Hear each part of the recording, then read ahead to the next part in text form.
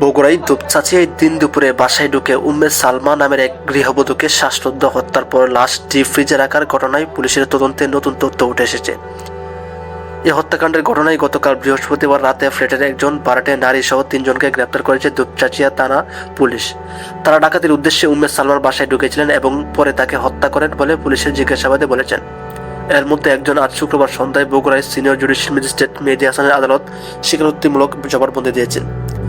এই হত্যা মামলার তদন্ত কর্মকর্তা দুপচাঁচিয়া থানার উপপরিদর্শক SI সুব্রত কুমার সিং ও বগুড়ার আদালতের পরিদর্শক মুসাদ্দেক হোসেন বিষয়টি নিশ্চিত করেছেন। এর আগেই হত্যাকাণ্ডের সঙ্গে জড়িত থাকার আলামত পেয়ে গত সোমবার রাতে উম্মে সালমার ছোট ছেলে সাদ বিন আজিজুর রহমানকে গ্রেপ্তার করে র্যাব।